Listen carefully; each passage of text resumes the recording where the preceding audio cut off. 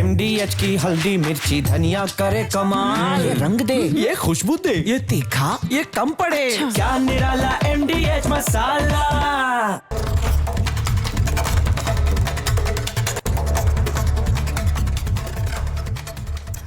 नमस्कार, आपके साथ मैं हूं सुजाता कुकरेती। आप देख रहे हैं अपना फेवरेट शो महाभारत। और महाभारत में आज बात करेंगे ट्रंप के टैरिफ्स की और मोदी के जवाब की। आज सीधा सवाल पूछ रही हूं, क्या भारत से पंगा महंगा पड़ गया है?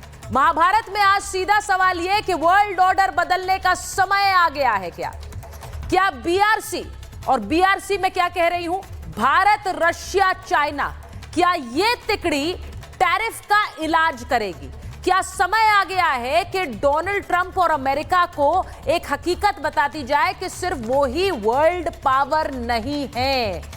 ट्रंप की मनमानी अमेरिका पर भी भारी पड़ रही है और यही वजह है कि अमेरिका में कितनी आवाजें उठ रही हैं कि ये टैरिफ का खेल बंद करें, फैसले लेने का खेल बंद करें, क्योंकि जिस तरह के वो अनर्गल फैसले ले रहे हैं उससे अमेरिका में भी उनके खिलाफ आवाजें उठने लगी हैं, कोर्ट में मामले पहुंचने लगे हैं, टैरिफ को लेकर भी मामला कोर्ट में पहुंचा हुआ है। लेकिन सवाल ये कि जो 3 तस्वीरें आप ये देख रहे हैं 3 राष्ट्राध्यक्षों की, ट्रंप के खिलाफ अगर ये खड़े हो गए और एक नया वर्ल्ड ऑर्डर अमेरिका को काउंटर करने के लिए बनाया, पहला तो सवाल महाभारत में यही है कि क्या ये BRC भारत, रशिया, चाइना की तिकड़ी बनेगी आने वाले समय में अमेरिका को काउंटर करने के लिए? आप जानते हैं कि रूस के साथ, चीन के साथ अमेरिका की अदावत पुरानी है। रूस के साथ कभी दोस्त हो जाते हैं, कभी दुश्मन हो जाते हैं। पुतिन को भी समझ नहीं आ रहा ये खेल क्या है, ये कौन सा खेल रशिया के साथ ट्रंप खेल रहे हैं। और अब नया जो मोर्चा भारत के साथ खोल दिया है, भारत ने भी अपनी कूटनीतिक तैयारी शुरू कर दी है और यही वजह है कि डोवाल पहुंचे, रशिया और पुतिन से मुलाकात की और अब कई महामुलाकातें होने वाली हैं। ये महामुलाकातें कैसे वैश्विक मंच पर वर्ल्ड ऑर्डर बदलने का काम करेंगी, आज महाभारत में मैं इसी की बात कर रही हूं, क्योंकि भारत सरेंडर नहीं करने वाला है। साझेदारी के लिए हाथ बढ़ाया है, लेकिन अगर आप दूसरी तरफ से हाथ झटकने का काम करेंगे तो किस तरह का जवाब दे सकता है, आज उस पर भी बात करूंगी। जो मेरे मेहमान जुड़ेंगे उनसे पूछूंगी कि क्या भारत को अमेरिका को उसी भाषा में जवाब देना चाहिए। यह भी पूछूंगी कि क्या यह तिकड़ी मुमकिन है, क्योंकि बहुत से लोग कह रहे हैं कि चीन पर भरोसा सही नहीं है। तो क्या ऐसे समय में चीन, रूस और भारत का ये त्रिकोण काम आएगा या फिर चीन से सचेत रहना चाहिए? आज मैं आपको सबसे पहले बताना चाहती हूं कि वो तिकड़ी जो बनने वाली है उसके क्रम में जो 3 महामुलाकातें हैं वो कौन सी होने वाली, वो 3 महामुलाकात, क्योंकि आज जो खबर आई वो इसी महामुलाकात को लेकर थी। तो मैं सबसे पहले आपको बताती हूं कि ये 3 महामुलाकात टैरिफ विवाद के बीच नरेंद्र मोदी और पुतिन की मुलाकात होने वाली है। रूसी राष्ट्रपति से मिलेंगे भारतीय प्रधानमंत्री। मोदी ने पुतिन को भारत आने का न्योता दिया है, फोन पर बात करके ये न्योता दिया गया है। अब ये कहा जा रहा है कि साल के अंत तक पुतिन भारत में होंगे, ये कूटनीतिक तैयारी है। वहीं दूसरी तरफ भारत और चीन के बीच भी नजदीकियां बढ़ गई हैं। जो मुलाकात इतने साल नहीं हुई वो अब होने वाली है। भारत पर टैरिफ का चीन ने विरोध किया था, चीन भारत के पक्ष में और अमेरिका के खिलाफ बयान दे रहा है। और उधर SCO में मोदी जिनपिंग की ये मुलाकात होगी। इस मुलाकात के साथ साथ जो आज बड़ी खबर आई वो ये कि 15 अगस्त को अलास्का में पुतिन और ट्रंप मिलने वाले हैं। यानी पुतिन और ट्रंप की मुलाकात। एक तरफ डोनाल्ड ट्रंप कहते हैं पुतिन मेरे दोस्त हैं, उनसे घंटों बात करते हैं फोन पर, फिर थोड़े दिन बाद कहते हैं पुतिन बहुत बुरे इंसान है। अब जब ये मुलाकात होगी तो याद रखिए कि यूक्रेन युद्ध को लेकर बातचीत संभव है। लेकिन आपको यह भी बता दें कि रूस ने जो ट्रंप के टैरिफ हैं उनका विरोध किया है, क्योंकि उसका असर रूस पर पड़ता है। ऐसे में ये जो 3 महामुलाकातें हैं ये किस तरह से तस्वीर बदल सकती है, आज मैं इसकी बात कर रही हूं। राजनीतिक साझेदारियां क्या बदलने वाली हैं, एक रिपोर्ट जल्दी से देखिए, उसके बाद मेहमानों से भी तारुफ कराऊंगा। 8 hours. So let's see what happens over the next. अपने किसानों के और मछुआरे भाई बहनों के हितों के साथ कभी भी समझौता नहीं करेगा। अमेरिकी राष्ट्रपति डोनाल्ड ट्रंप ने भारत पर 50% टैरिफ लगाकर मोदी से पंगा तो ले लिया, लेकिन अब ये पंगा ट्रंप को महंगा पड़ने वाला है। भारत ने व्यापारिक मोर्चे के साथ अमेरिका की कूटनीतिक घेराबंदी भी शुरू कर दी है। मोदी ने अपने पड़ोसियों और अमेरिका के दुश्मन चीन के साथ रिश्ते सुधारने की शुरुआत कर दी है, क्योंकि मोदी जानते हैं अगर अमेरिका को सबक सिखाना है तो इसके लिए चीन का साथ जरूरी है। रूस पुराना दोस्त है, ऐसे में BRC भारत, रशिया, चाइना का ये त्रिकोण अमेरिका के लिए मुश्किलें खड़ी कर सकता है। ट्रंप का top adviser Steve Witkoff Moscow में बैठा है, इधर भारत के NSA डोवल मॉस्को में बैठे हैं, राइट, और उधर पुतिन और मोदी की बात हो रही है। तो ये एक नया दुनिया का मैट्रिक्स बन रहा है इस समय सारे देश अपने कोर इंटरेस्ट को भांप रहे हैं, उस पर काम कर रहे हैं। टैरिफ विवाद के मुद्दे पर अमेरिका को टक्कर देने के लिए चीन भी भारत का साथ चाहता है। अमेरिकी टैरिफ के खिलाफ चीन ने भारत के पक्ष में बयान दिया है। मोदी इस रिश्ते को आगे बढ़ाने के लिए ही SCO समिट में हिस्सा लेने चीन जा रहे हैं, जहां शी जिनपिंग से उनकी मुलाकात होगी। मोदी और जिनपिंग की इस मुलाकात से भारत चीन के रिश्ते फिर से पटरी पर आने की उम्मीद की जा रही है। क्या ट्रंप का पूरा खेल खराब होने वाला है? हालांकि कुछ जानकार चीन को भरोसे के लायक नहीं मानते हैं। देश हित में कोई भी परमानेंट दोस्त या दुश्मन नहीं होता है। जैसा हालात हो हमें उसके हिसाब से काम करना चाहिए। देश हित के लिए अगर चीन से आज संबंध अच्छे होते हैं तो इसमें कोई बुराई नहीं है। एक सैनिक होने के नाते मैं ये भी चाहूँगा कि हम चौकस रहें, क्योंकि अचानक चीन ने ऐसा रवैया बदली किया है। क्या ये जियोपॉलिटिकल सिचुएशन है, अमेरिका के साथ भारत के बिगड़ते संबंध हैं, इस वजह से चीन उसका फ़ायदा उठाना चाह रहा है। तो हमें सीमा पर भी चौकस रहना है, लेकिन साथ साथ एक बातचीत का जरिया जारी। भारत कूटनीति के साथ अमेरिका पर आर्थिक चोट करने के लिए भी कमर कस चुका है। इसके लिए वो रूस सहित कई सहयोगी देशों से रुपए में ट्रेड डील तो कर ही रहा है, अमेरिकी कंपनियों के साथ ट्रेड डील्स रद्द करने पर भी विचार कर रहा है। रशिया, इंडिया और चाइना, ये संगठन जो बन रहा है, ये बहुत पहले रशिया ने ऑफर किया था, भारत इसको नकारता आया था, लेकिन जिस प्रकार से अब अमेरिका ने धोखा दिया है पहले की तरह से, अब ये तीनों देश अगर संगठित होते हैं, मैं समझता हूं कि इसके सामने नेटो ले लो, यूरोपियन यूनियन ले लो, अमेरिका को मिलाते हुए ये सब के सब फीके पड़ जाएंगे। आज महाभारत में सवाल यही कि क्या अमेरिका की चौधराहट पर अब भारत ही ब्रेक लगाएगा? क्या ट्रंप की सनक अमेरिका को ही नुकसान पहुंचाएगी? और क्या एक नया वर्ल्ड ऑर्डर तैयार होने वाला है? Bureau report, Republic Bharat. तो क्या ये ट्रंप की सनक भारी पड़ेगी? आज मैं जरा आपको ये भी बताती हूं कि किस तरह से एक बड़ा झटका भारत अमेरिका को देने वाला है। टैरिफ विवाद के बीच भारत ने जो बड़ा कदम उठाया है, अमेरिकी कंपनी बोइंग से डील रद्द हो सकती है। जी हां, अमेरिका को 31,500 करोड़ रुपए का नुकसान हो सकता है। भारत ने 6 P-81 पोसेडॉन का ऑर्डर दिया था। ये बोइंग की कंपनी अमेरिकी कंपनी है, जहाज बनाती है बड़े बड़े, और नौसेना की गश्ती के लिए विमानों का ये सौदा था जो कि बोइंग से किया था। डील अगर रद्द हो गई तो बोइंग को बहुत बड़ा नुकसान होगा, समझिए इसे।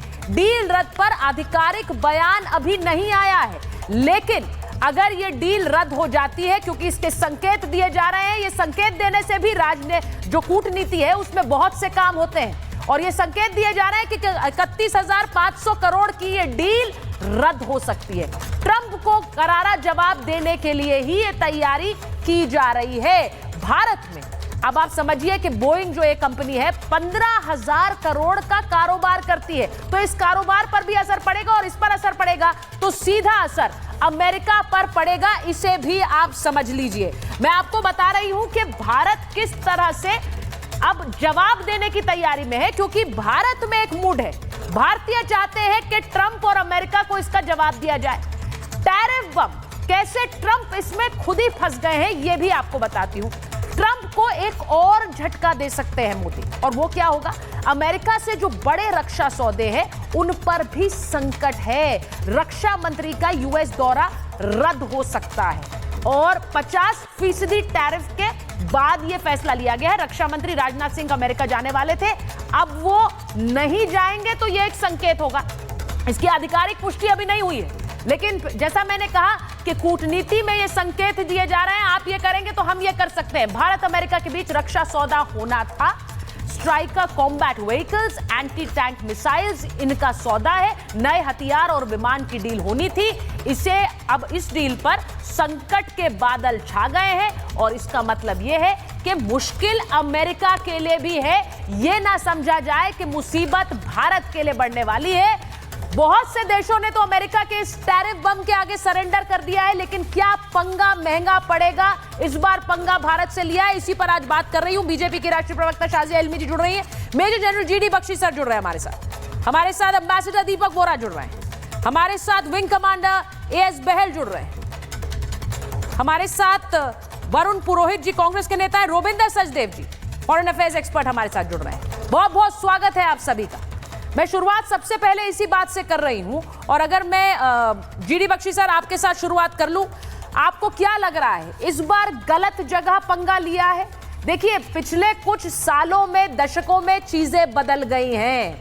आप अभी भी बिग ब्रदर नहीं बन सकते हैं। क्या ये एक जनरल मूड है सर? आप तो बहुत अच्छी तरह से फोर्सेस और ऑफिसर्स को जानते हैं, उनसे बातचीत भी रहती होगी। क्या ये एक जनरल मूड है कि इस बार ट्रंप को जवाब दिया जाए? बिल्कुल ये जनरल मूड है। देखिए, मैं आपको बताना चाहता हूं कि अभी तक अंतर्राष्ट्रीय रिश्ते, रिलेशंस जो थे वो जियोपॉलिटिकल बेसिस पे वर्कआउट किए जाते थे कि साहब हमारा राष्ट्रीय हित कहाँ है और हमको क्या लॉन्ग टर्म स्ट्रैटेजी अख्तियार करनी चाहिए। डोनाल्ड ट्रंप ने इसको मर्केंटाइल बेसिस पे कर दिया है। चलिए, वो भी ठीक है, वर्ल्ड वॉर 1 के पहले भी मर्केंटाइल बेसिस पे था, जबकि ग्रेट डिप्रेशन हुई और फिर वर्ल्ड वॉर 1 हुई। ठीक है साहब, वो भी मंजूर है, चलिए कोई बात नहीं, we can adjust to that. लेकिन साहब, ये डोनाल्ड ट्रंप साहब का तो नया मर्केंटाइलिज्म है ना, very temperamental, very tactical, very mercurial. वो दिन बाय दिन, hour by hour, minute by minute बदली हो रहा है। तो साहब, हम कैसे फैसला करें कि हम अपनी लॉन्ग टर्म स्ट्रैटेजी कैसे बनाएं? अब देश मिनट बाय मिनट अपनी दिशा तो नहीं बदली कर सकते ना साहब, जैसे कि आप बदली कर रहे हैं। नंबर 1। नंबर 2, आप बताइए, हमको समझना चाहते हैं आपकी ग्रैंड स्ट्रैटेजी क्या है। आपका असली दुश्मन आप किसे मानते हैं? रूस को, चीन को या ब्रिक्स को? अगर आप ब्रिक्स को दुश्मन करार कर रहे हैं तो प्लीज डोंट फॉरगेट, ब्रिक्स के अंदर एक बड़ा भारी आई है और वो आई स्टैंड्स फॉर इंडिया, भारत। ठीक है साहब, आप जो है धकेल रहे हैं अपनी short sighted tariff Trump policy को लेकर भारत को रशिया इंडिया ट्रायंगल में, जो प्रिमाकॉव साहब ने 1990 की दशक में प्रपोज किया, आप धकेल रहे। मैं आपको कह रहा हूं कि अमेरिका में जो जियोपॉलिटिक्स के पंडित हैं, कुछ सालों बाद वो सवाल करेंगे, who lost India? The answer will be very clear, Donald Trump. अपनी वो सनक में आकर, और उन्होंने देखिए, जब वो अपनी कैंपेन कर रहे थे प्रेसिडेंशियल, उन्होंने एक ग्रैंड स्ट्रैटेजी अनवेल की थी कि साहब मैं 5-6 साल शांति चाहूँगा, शांति करूँगा दुनिया में, ताकि मैं अमेरिकन इकोनॉमी को री इंजीनियर कर सकूँ, ताकि मैं अमेरिकन फोर्सेस को रीबिल्ड कर सकूँ, अमेरिकन आर्म्ड फोर्सेस को गोल्डन ड्रोम बना सकूँ, और मैं जो डीप स्टेट है उसको आड़े हाथ लूं। देखिए, ठीक है साहब, लेकिन साहब 7.5 महीने के बाद डोनाल्ड ट्रंप साहब मिनट बाय मैं खत्म कर रहा हूं, I am just finishing. You see, Donald Trump साहब जो हैं वो मिनट बाय मिनट कंट्रोल में थक रहे हैं। डीप स्टेट उन पे हावी हो गया है और जो चाहते हैं वो उसी पे वापस आ गए हैं। रूस मेन एनिमी बता रहे हैं अब, ठीक है, जो कि डीप स्टेट का रवैया था। ये है बेसिक प्रॉब्लम। मैं एक चीज ये कहना चाह रही हूं, हमारे दर्शक भी इस बात पर गौर करें कि जब रूस यूक्रेन युद्ध शुरू हुआ था और उस समय सबने सोचा था कि रूस तो बहुत आसानी से यूक्रेन को एक तरह से जो कहते हैं पुटिंग इन योर प्लेस अंग्रेजी में, बहुत आसानी से उसे जवाब देकर चुप करा देगा। ये एक जनरल अजम्पशन था, लेकिन वो अभी तक नहीं हो पाया है। मैं ये इसलिए बात कर रही हूं क्योंकि अगर डोनाल्ड ट्रंप को लगता है कि आज के समय में वो आर्म ट्विस्टिंग कर सकते हैं और टैरिफ्स के खेल के जरिए ये करेंगे, तो क्या ये उन्हें भारी पड़ेगा? मैं इस पर बात करना चाह रही हूं। इसलिए भी कर रही हूं क्योंकि जो वैश्विक मंच है उस पे दुनिया के अलग अलग देशों और की जो एक शक्ति है वो पिछले कुछ समय में बहुत ज्यादा बदल गई है। शाजिया जी, आपके पास एक बार आ रही हूं, जरा बताइए भारत काउंटर कैसे करेगा? क्योंकि लोगों को यहां पर यह चिंता है कि अगर उसके लिए चीन जाएगा तो चीन तो भरोसे के लायक नहीं है, कैसे होगा काउंटर? देखिए, ये आर्थिक दबाव और कोर्जन का जो तरीका अमेरिका अभी अपना रहा है, लगता है ट्रंप को कि उनके पास ये ट्रंप कार्ड है, लेकिन अभी एहसास उनको भी होगा, जिस तरह की आपकी हेडिंग और शीर्षक भी है, कि तुरुप की चाल भारत को चलनी है और तुरुप का पत्ता हमारे पास भी है। तो जवाबी जो खेल में, नेगोशिएशन में, वो उसमें हमारा भी काम अभी होना है। उसके बहुत सारे रास्ते हैं। हकीकत ये है कि भारत आज 2025 का भारत है, आंख में आंख डालकर जवाब देने की क्षमता रखता है। रूस, यूरोप, एशिया, मिडिल ईस्ट आप देखिए, वेस्ट एशिया आप देखिए, तो कई ढेर सारे रणनीतिक विकल्प है जो हमारे लिए तुरुप के कार्ड साबित हो सकते हैं। ठीक है। अगर आप देखेंगे तो भारत से अमेरिका को हर साल 80 to 85 बिलियन डॉलर्स का निर्यात होता है और अमेरिका से 40 to 45 बिलियन डॉलर्स का आयात होता है। अमेरिका के आईटी आप देखिए, एरोस्पेस देखिए, डिफेंस है, फार्मा कंपनीज हैं, भारत में अरबों डॉलर्स वो कमा रही हैं। इसके अलावा आपने अभी भी जिक्र किया सुचरिता जी कि बोइंग के पास अभी भारत में 50 बिलियन डॉलर से भी ज्यादा के डिफेंस एविएशन ऑर्डर्स हैं। इसमें C-17 है, अपाचे है, चिनूक हेलीकॉप्टर्स है। फिर आप देखिए GE देखिए, लॉकहीड मार्टिन देखिए, एप्पल देखिए, अमेजॉन देखिए, तो भारत की मार्केट पर बहुत ज्यादा डिपेंड करते हैं। अगर भारत अभी भी अपने परचेज पॉलिसी में बदलाव लाता है तो अमेरिका को सीधा अरबों डॉलर का इससे घाटा होगा। मैं कह नहीं रही हूँ ऐसा होगा, मैं अलग अलग पॉसिबिलिटीज आपके सामने, आपके समक्ष रख रही हूँ, जो मुझे लगता है जब दो देशों के बीच में जो बराबरी से अपना काम आगे करना चाहते हैं और एक समानता की तरफ, वर्ल्ड ऑर्डर की तरफ काम करना चाहते हैं, बजाय कि वो कोई एक उसमें बुली करे और कोई दूसरा उसकी बात माने, कोई आदेश देने के लिए ना। तो यहाँ पे भारत प्रथम, भारत सर्वश्रेष्ठ, भारतीय नीति इसी पर आधारित है। एक अलग ही रूप में आए, लेकिन इसका असर हो सकता है। शाजिया जी, ये डोनाल्ड ट्रंप अपने दूसरे कार्यकाल में एक अलग ही रूप में आए हैं, तो उनके उस अलग रूप को कोई समझ नहीं पा रहा है। उन्हें ये समझ नहीं आ रहा है कि डोनाल्ड ट्रंप कब क्या फैसला। मुझे इस बात में कोई हैरानी नहीं होगी कि डोनाल्ड ट्रंप ये भी कह दे एक हफ्ते के बाद कि मैं ये टैरिफ वापस ले रहा हूं। ये भी हो सकता है, क्योंकि डोनाल्ड ट्रंप कह रहे हैं मैं अपनी देश की अर्थव्यवस्था को बेहतर करने के लिए कर रहा हूं, लेकिन उन्हें क्या लग रहा है बाकी देश कोई कदम नहीं उठाएंगे। मैं जरा आपको एक बार दिखाना चाह रही हूं कि भारत, ये जो तस्वीर आप देख रहे हैं कि भारत अभी क्या क्या खरीदता है अमेरिका से, उसकी एक तस्वीर जरा देख लीजिए। ये जो आप देख रहे हैं असॉल्ट राइफल्स, ये भी अमेरिका से खरीद रहा है। इसी के साथ M777 अल्ट्रा लाइट होवित्जर तोप, ये अमेरिका से खरीद रहा है। P-81 पोसेडॉन गश्ती विमान, ये भी खरीद रहा है। C-17 ग्लोब मास्टर, ये सब अमेरिका से आ रहे हैं। C-130J सुपर हर्क्यूलीज, ये भी अमेरिका से ले रहा है। और सी गार्डियन ड्रोन्स अमेरिका भारत को दे रहा है। इसका मतलब क्या है? हम ये सामान ले रहे हैं, लेकिन इसका मतलब ये भी है कि अमेरिका के लिए भारत एक बहुत बड़ा बाजार भी है जहां ये अपने हथियार बेच रहा है।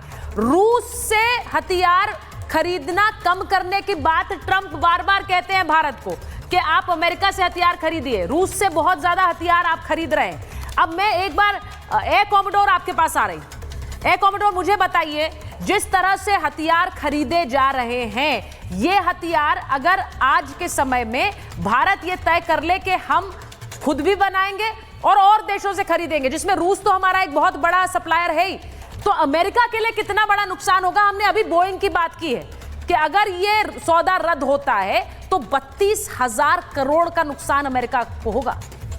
Sucharita ji, thank you for calling me. बहुत ही अच्छी बात कही आपने कि अगर हम बोइंग का जो P8I है एयरक्राफ्ट, जो कि मैरीटाइम पेट्रोल एयरक्राफ्ट है, उसी की डील कैंसिल करें। सिर्फ एक ही डील को तो 31,500 करोड़ का है। साथ साथ में हम अभी ड्रोन्स भी ले रहे हैं कई हजार करोड़ के, जो कि MQ-9 है, जिसमें से 16 ड्रोन एयरफोर्स आर्मी में डिवाइड किए जाएंगे, 8 ईच, और बाकी जो है ड्रोन 11 के करीब 15 के करीब वो जाएंगे नेवी के पास। तो कहीं ना कहीं एक बहुत बड़ा डील्स जो हम अमेरिका से कर रहे हैं। आप देखिए, रशिया से हम 72% लेते थे डिफेंस इक्विपमेंट 2010-14 के अंदर, आज 36% तक गिर चुका है और अमेरिका से बढ़ गया है और $20 बिलियन का बन गया है। और अमेरिका आज 13% वेपन सिस्टम्स भारत को सप्लाई करता है। तो अगर भारत एक कदम लेता है इसके ऊपर कि अपने डिफेंस सप्लाईज को थोड़ा, डिफेंस जो परचेजेस है, प्रोक्योरमेंट्स है जो अमेरिका के साथ, अगर वो हम थोड़ा भी कम करते हैं तो अमेरिका को काफी फर्क पड़ेगा। ये बात तो सही है,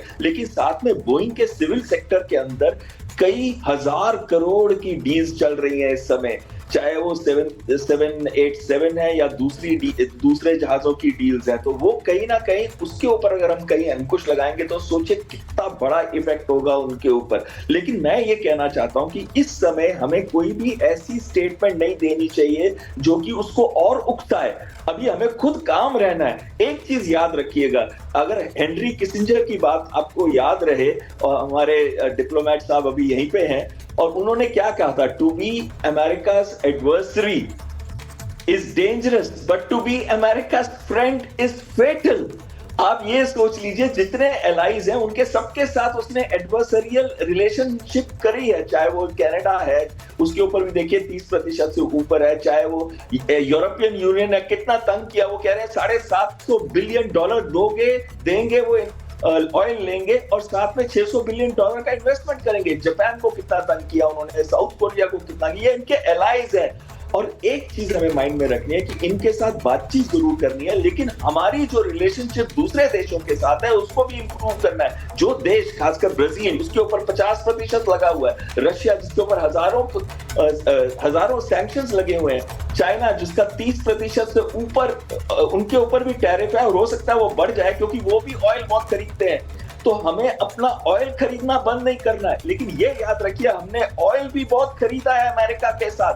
51% ऑयल पिछले साल से इस बार हमने खरीदा ज्यादा, और 150% हो जाएगा जब तक ये साल खत्म होगा। और उसमें एक छोटा सा एग्जांपल देता हूं, 2,80,000 बैरल पर डे ऑयल हम अमेरिका से ले रहे थे मई में। ये बढ़ चुका था, ये 30 से 40% बढ़ने के बाद 2,80,000 बैरल्स पर डे, उसको बढ़ाया हमने 4,39,000 बैरल पर डे जून के अंदर। आज उससे भी 23% ऊपर हम खरीद रहे हैं तेल अमेरिका से। सोचिए, अमेरिका से तेल लेना भी बंद कर दें तो उनका क्या हाल होगा। हम कहीं ना कहीं, ये बहुत क्लियर है हमारे मन में कि हमने तोड़ना नहीं है उनके साथ, हमने उनको काम रखना है। क्योंकि ट्रम्प जो है, एक लास्ट चीज बोलना चाहता हूँ, ट्रम्प जो है वो काफी ईगोइस्टिक है। अगर हम कोई भी ऐसी बात करें जिसकी ईगो प्रिक हो जाए तो 50 से भी 100% पे चले जाएंगे और कभी दोस्ती नहीं रखेंगे। रशिया को हमने एनकरेज करना है कि वो अपना युद्ध को बंद करने की तरफ बढ़े, उसके बाद देखिएगा 25% तो हमारे वैसे ही चले जाएंगे।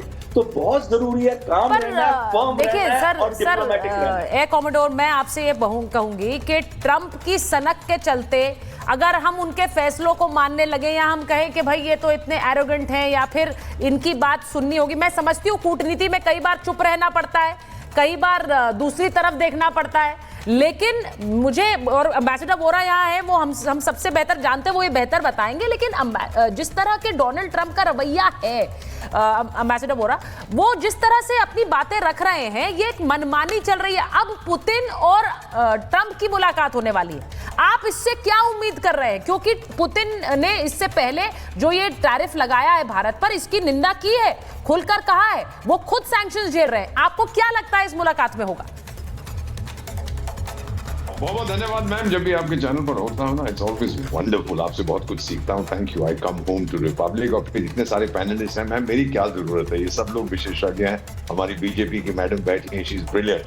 अब मैं आपसे सिर्फ इतना कहूंगा, दूसरे विश्व युद्ध के बाद एक जो सिस्टम बना था, वर्ल्ड ऑर्डर की बात कर रहे थे, तो एक संस्था का निर्माण हुआ था। एक बुढ़िया है 80 साल की, शायद उसको यूनाइटेड कुछ कहते हैं, यूनाइटेड नेशंस ऐसे को मरने वाली है, उसका निर्माण हुआ। फिर वर्ल्ड बैंक आया, फिर सब कुछ वेस्टर्न ओरिएंटेड। और ये 5 कौरव बैठे हुए थे संयुक्त राष्ट्र संघ के अंदर, परमानेंट मेंबर। मैम, मुझे 52 साल हो गए कूटनीति में।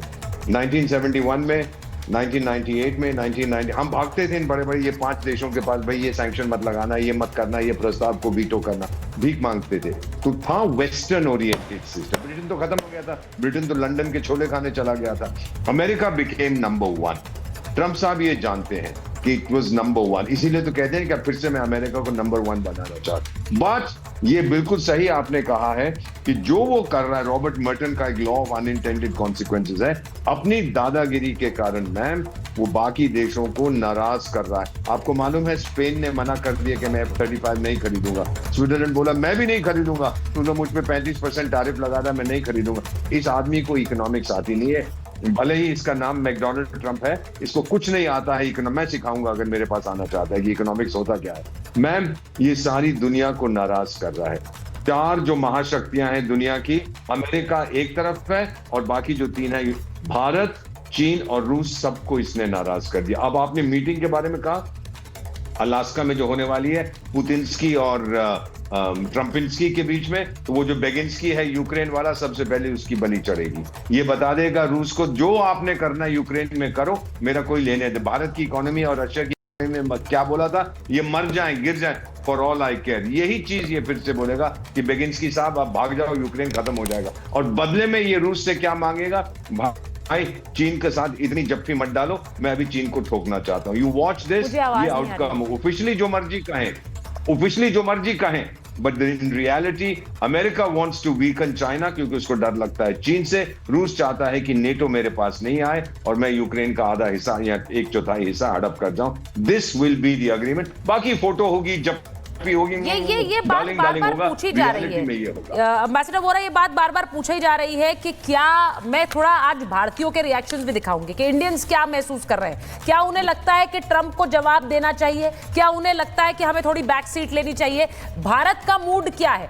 मुझे लगता है जीडी बख्शी सर ने शुरुआत में बिल्कुल सही बताया कि भारतीयों को इस वक्त लग रहा है कि जवाब दो, और वो शायद इसलिए भी लग रहा है क्योंकि हम अपनी शक्ति को रियलाइज कर रहे हैं। उसके लिए हमने मेहनत की है। ऐसा नहीं है कि भारतीयों ने उस शक्ति को पाने के लिए, उसे रियलाइज करने के लिए उस पर मेहनत की है। आज इसीलिए हम जब BRC, हम कह रहे हैं भारत, रशिया, चाइना, अगर इस ट्रायड की हम बात कर रहे हैं तो हम एक बहुत ही पावरफुल ट्रायड की बात कर रहे हैं रोबिंदर जी। एक ऐसी त्रिकोण जो कि पूरी तरह से क्या अमेरिका को काउंटर कर सकता है, कैसे कर पाएगा, कैसे एक दूसरे को ये देश हेल्प कर सकते हैं, जरा बताइए।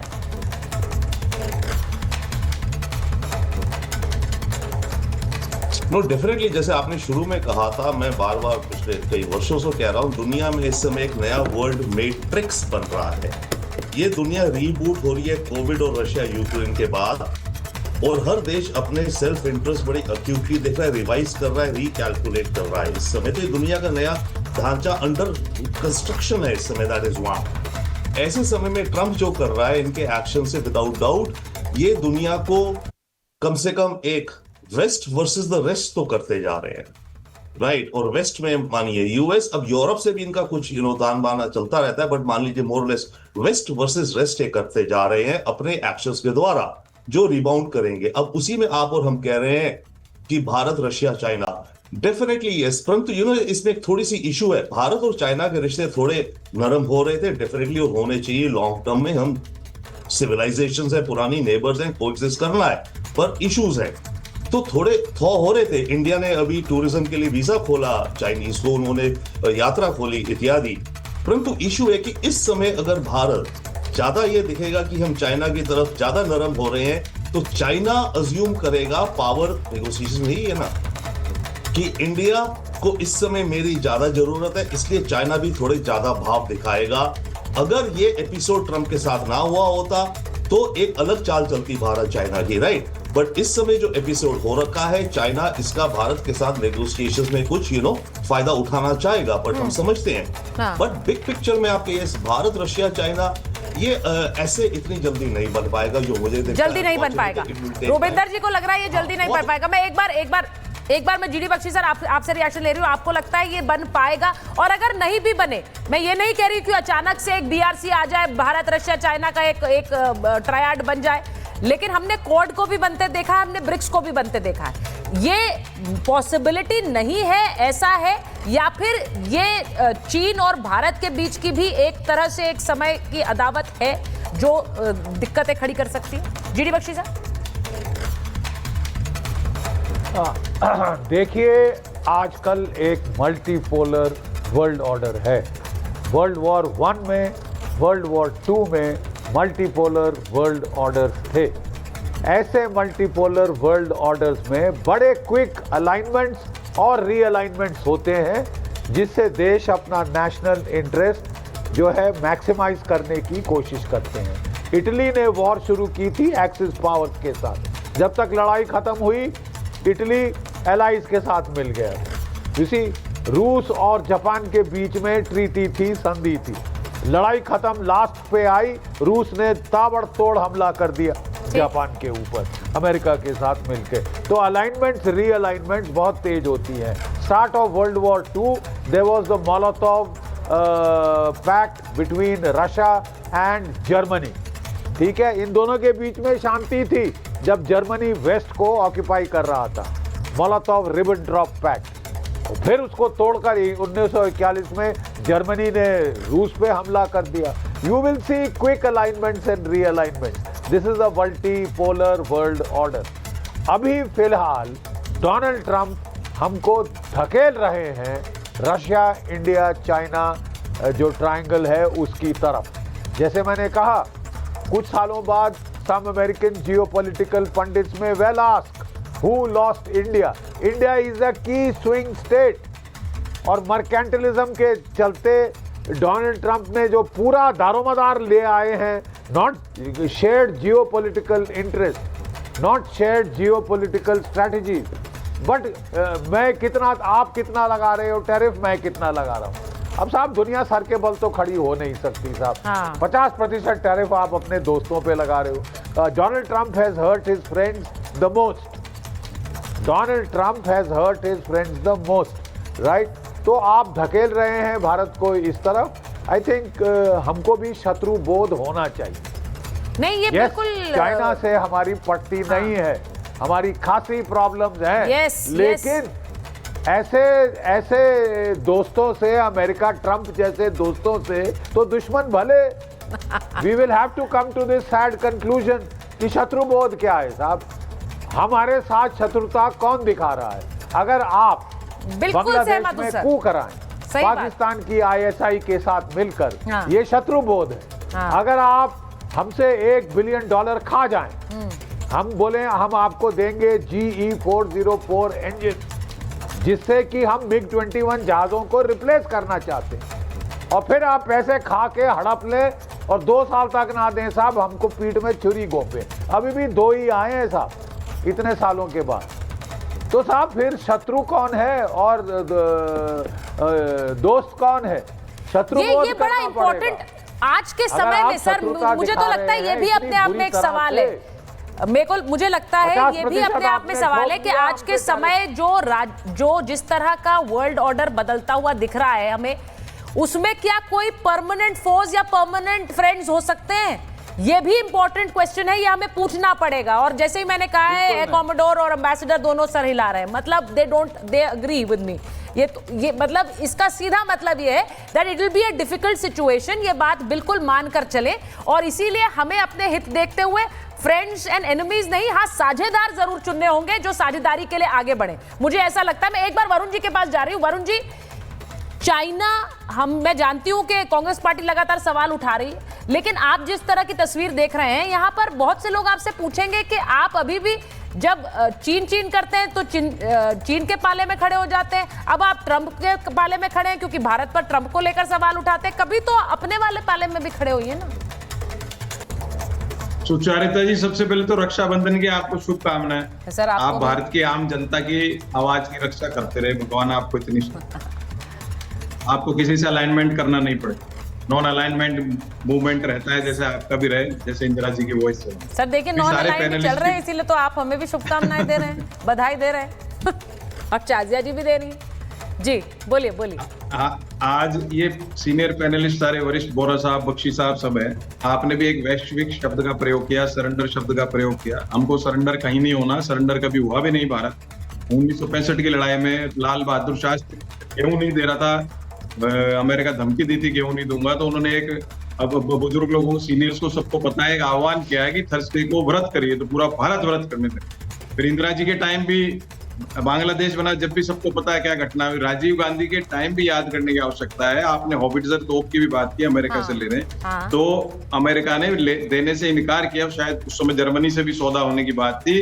तो राजीव गांधी के दोस्त है ओलिव पामे, स्वीडन के, उनकी बाद में राजनीतिक रूप से कैसे हत्या हुई, रहस्यमय हत्या हुई, बोफर्स तोप लाए गए, उससे हमने कारगिल जीता। तो भारत के तो व्यापारिक रूप से व्यापारिक देश है, अमेरिका और भारत के हमेशा खिलाफ ही रहा है। और चाइना जो है वो भी हमारा सबसे बड़ा दुश्मन है, क्योंकि आज व्यापार की बात हो रही है, सबसे ज्यादा व्यापारिक इम्बैलेंस भी भारत के साथ चाइना का ही। तो अभी सीनियर पैनलिस्ट ने सबने ये भी कही कि चाइना से भी सावधान रहने की जरूरत। तो भारत को एक 50% टैरिफ, 20% टैरिफ से डरने की आवश्यकता ही नहीं है। भारत अपने आप में सक्षम है, 77 साल में इतना मजबूत हो चुका है कि वो कोई बंद भी कर देगा तो हमारे देश के नेता आह्वान करेंगे, जनता उसके साथ हो जाएगी।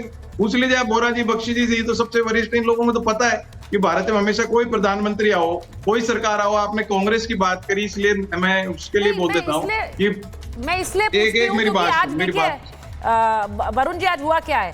आज जब एयर चीफ ने बताया कि भाई 6 हमने विमान गिरा दिए हैं, तो वो एक तरह से उसी चीज का जवाब था कि आप हमेशा ये पूछते हैं हमारे कितने गिरे, उनके कितने गिराए ये नहीं पूछते हैं। तो आज उन्होंने उसका भी जवाब दे दिया। तो ये हमेशा सवाल उठेगा कि किसके पाले में आप। आज आप ट्रम्प कांग्रेस पार्टी करती रहती है, ट्रम्प को जवाब दीजिए। ट्रम्प ने क्या हुआ, हाउडी मोदी का। कांग्रेस की बात की, हाउडी मोदी की भी करूंगा। ये बातें इसलिए उठ रही हैं क्योंकि हाउडी मोदी, अब की बार ट्रम्प सरकार, किसी प्रधानमंत्री ने भारत के प्रधानमंत्री के पद की गरिमा नहीं गिराई दूसरे देश में जाके, इसलिए प्रश्न उठ रहे हैं। अटल जी ने तो नहीं गिराई, अटल जी क्यों नहीं बोल रहा कोई? अटल जी की सरकार 7 साल थी, नहीं माने, परमाणु विस्फोट करना तक किया उन्होंने, करता रहा अमेरिका। कार्यक्रम जो थे उनका नाम था हाउडी मोदी और नमस्ते। ये ऑफिशियल कार्यक्रम को इन्हीं नामों से जाना गया। नहीं, मैं आपको बता दूं, ट्रम्प सरकार कोई कार्यक्रम नहीं हो सकता। सुनिए, कार्यक्रम यही थे आधिकारिक रूप से। अब आप जो बात कह रहे हैं, क्या ये जो वरुण जी कह रहे हैं कि ये उल्टा पड़ गया है, ये उल्टा पड़ गया है। एक बार सुनिए, मैं एक बार, शाहजहा जी वो कह रहे हैं कि आपने ये कह दिया ट्रम्प सरकार आ गई फिर से, और लीजिए अब आपके लिए क्या कर दिया, मुश्किल खड़ी कर दिया आपके लिए। इस तरह की हल्की और अहमकाना बातों का क्या जवाब दे? आपको मालूम है जब जो बाइडेन प्रेसिडेंट थे तो किस तरह से बाकायदा प्राइम मिनिस्टर गए और एक प्रेसिडेंशियल विजिट हुई, और उसमें क्या क्या कहा, नेशनल पार्टनर्स कहा, और बहुत ही वार्म लैंग्वेज रही। और मतलब कितने प्राइम मिनिस्टर्स और प्रीमियर्स ने मोदी जी के बारे में और मोदी जी ने उनके बारे में अच्छी बात कही। माय फ्रेंड तो क्या कहते हैं, माय फ्रेनेमी, माय एनिमी क्या बोलते हैं। तो इतनी हल्की बातों पर मुझे लगता नहीं ध्यान देना चाहिए। हल्की बातें तो आपने की, जब तो प्रश्न उठ रहे देश में। अब सवाल ये है, अब देखिए वोल्ट फास्ट यानी कि पलटी जो मारी गई है 2 जगह हुई है। एक ने ट्रम्प ने मारी बहुत बुरे, और एक राहुल गांधी ने। राहुल गांधी लगातार जो ट्रम्प जी के लिए बोल रहे थे और ट्रम्प जी को ही अपना आका समझकर कह रहे थे, जो सवाल ट्रम्प और पाकिस्तान पूछना चाह रहा था वो पूछ रहे थे। अब उनको अब ये कहना पड़ गया कि ट्रम्प गलत कर रहा है। तो और ट्रम्प ने ऐसा क्यों किया, ये भी सोचने वाली बात है। मैं आपको कुछ जरूरी चीज बताना चाहती हूँ जो जरूरी है, जो इंटेग्रल है इस डिबेट के लिए। अब आप देखिए, ये पूरा रूस के तेल का मामला कोई नया तो नहीं है। ये 2021 से हुआ, एग्जैक्टली 2022 से, और हमें बहुत ज्यादा डिस्काउंट में मिला ये। और क्योंकि हमने रूस से तेल लिया, क्योंकि हमारे एवेन्यूज नहीं थे, तो हमने एक तरह से ग्लोबल इन्फ्लेशन को भी काबू में रखा। तो और लेकिन अभी ट्रम्प ने ऐसा क्यों किया? अब सवाल ये है, अब इसमें कांग्रेस पार्टी का बहुत बड़ा हाथ आ जाता है। क्योंकि आप जानते हैं ऑपरेशन सिंदूर हुआ, हमारी बहुत प्यारी बच्चियां, बड़ी बहनें बेवा हुई, विधवा हुई, और उनको और किस तरह से पहलगांव में उनके पतियों को मजहबी आधार पर और जिस तरह से उनको मारा गया, उसके बाद ऑपरेशन सिंदूर लॉन्च किया। हिस्ट्री की बात और बता रहे हैं ना वरुण जी, मैं रीसेंट हिस्ट्री बता दूं। और उसके बाद रिसेंट नहीं, हिस्ट्री तो पुरानी होती है, रिसेंट नहीं होती। हिस्ट्री पुरानी होती है, रिसेंट नहीं होती कभी। ठीक है कि भारत के लिए किसी ने मध्यस्थता नहीं की। जो भी पॉज था जो विराम था या आप उसको पॉज बोल दें, वो भारत की तरफ से था, किसी ने दबाव नहीं डाला, शायद उसके वजह से भी ये हो सकता है।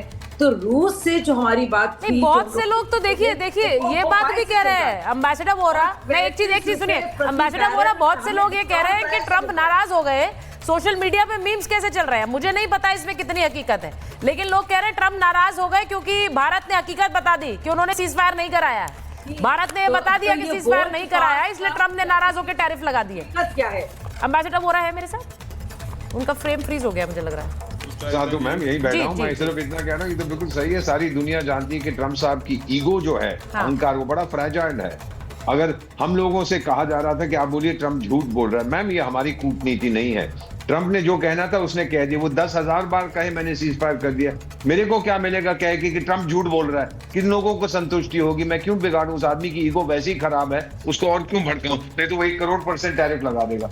हम लोग सिर्फ अपना पक्ष रखते हैं कि ट्रंप साहब ने जो कहा कहने दीजिए, लेकिन हम उनका नाम तक नहीं लेते। हम सिर्फ हमारे प्रधानमंत्री, हमारे विदेश मंत्री, the best in the world, वो यही कहते हैं कि किसी ने मध्यस्थता नहीं की, हमने डायरेक्टली बातचीत की, फिनिश, गेम ओवर। जो हमने हासिल करना था वो कर लिया। गाली गलौज की डिप्लोमेसी हमारी नहीं है। हम चाणक्य की संतान है मैम, हम जानते हैं डिप्लोमेसी कैसे की जाती है।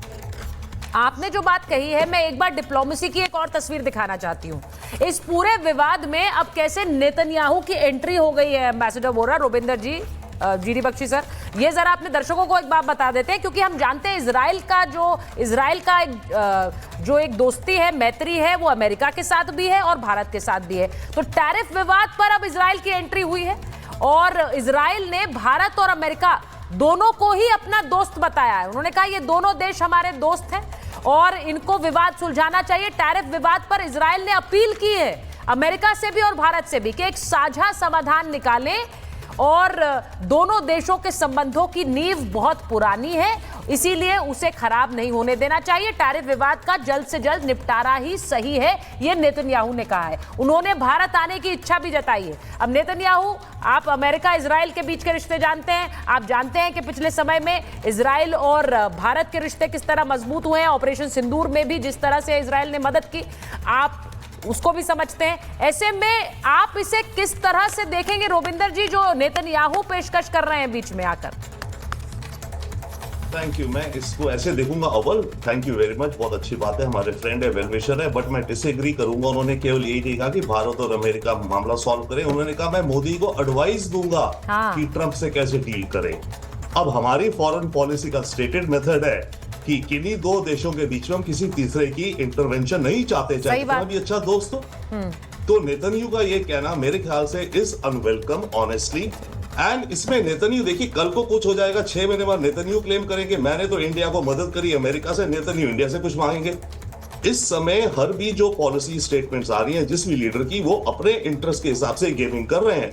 यस, इजराइल हमारा बहुत अच्छा स्ट्रेटेजिक पार्टनर है, हमारी डिफेंस रिलेशंस हैं, बहुत और रिलेशंस हैं हमारे इजराइल से, बट ऐसे मामले में उनका ये कहना मेरे ख्याल से is not welcome, because we do not want any third party intervening और डिस्कसिंग। अमेरिका ट्रंप का भी तो ये हुआ, पाकिस्तान इंडिया के बीच ट्रंप कह रहे हैं मैंने करवाया, अब कल को नेतन्याहू कहेगा इंडिया अमेरिका की टैरिफ के बीच में मैं खड़ा हो गया, ये हमें वेलकम नहीं है। That's one. Coming back to the issue of China, I agree, ये जो भारत रशिया चाइना आप कह रही है, मैं ये नहीं कह रहा कि नहीं बनेगा, ट्रेंड शुरू हो गया है बिल्कुल।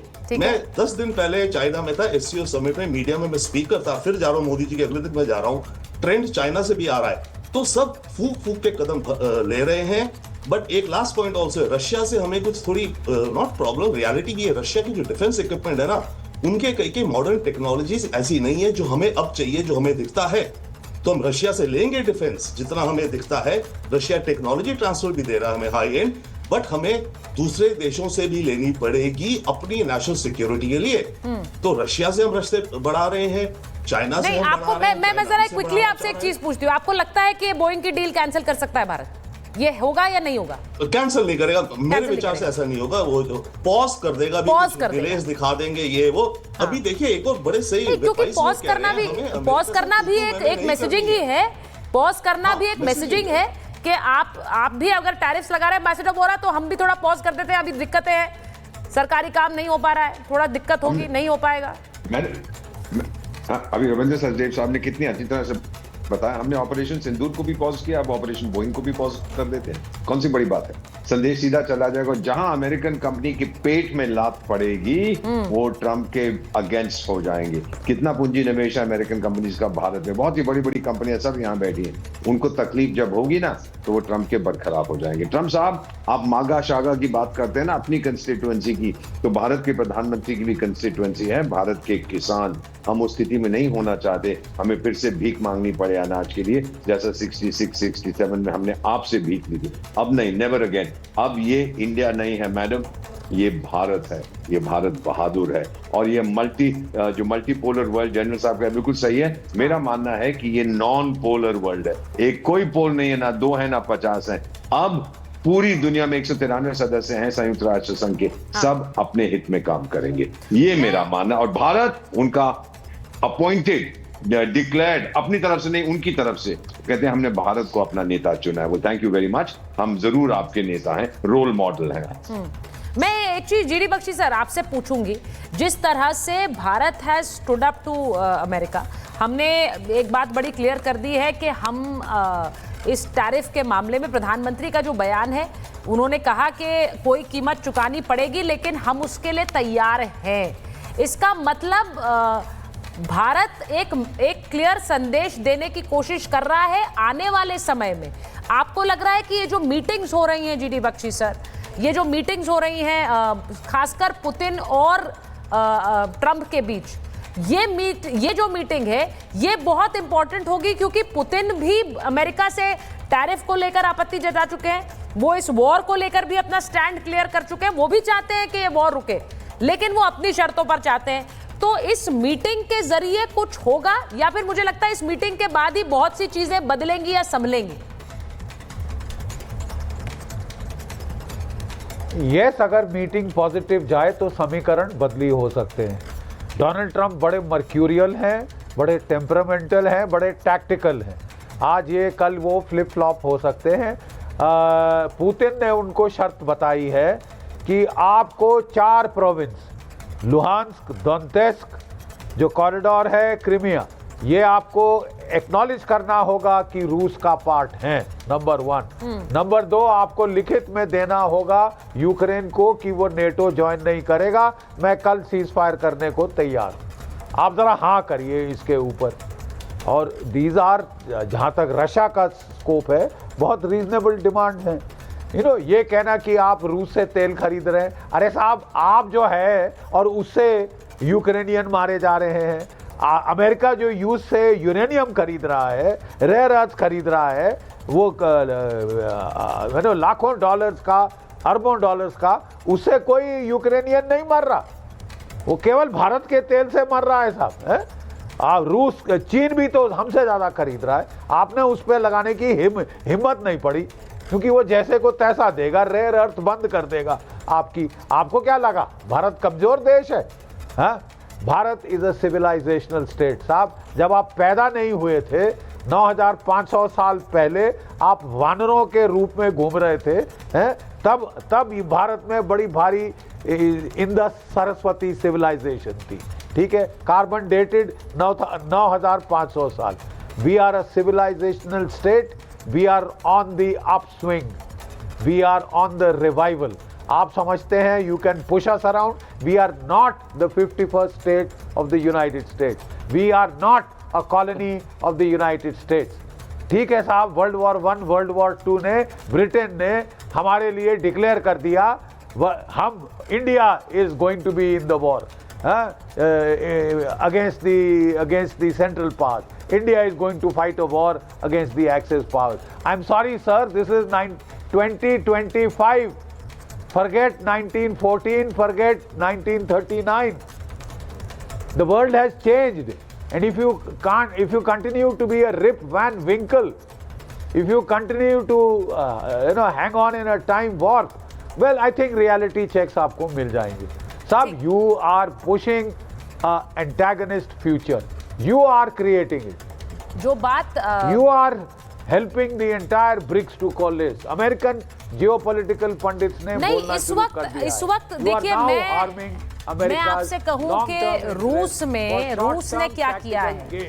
मेरी रूस यात्रा के दौरान मैंने वहां पर बहुत से एक्सपर्ट से बात की, और रूस में आप लोग सब बहुत अनुभवी हैं, आप लोग ये जानते हैं, लेकिन वहां पर लोग कहते हैं कि जब अमेरिका ने हम पर सैंक्शंस लगाए तो वहां एक जो हमने एक अपॉर्चुनिटी मिली इस इकोनॉमी को उनके बिना बूम कराने की, और हमने उस पर काम किया।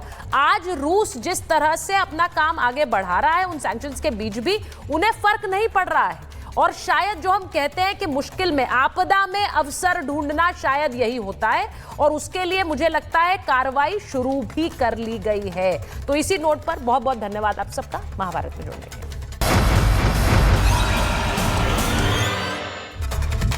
अब आया असली स्वाद। अब आया स्वाद। जब स्वाद के पड़े हो लाले तो MDH का चंकी चाट मसाला डालें। MDH का चंकी चाट मसाला। MDH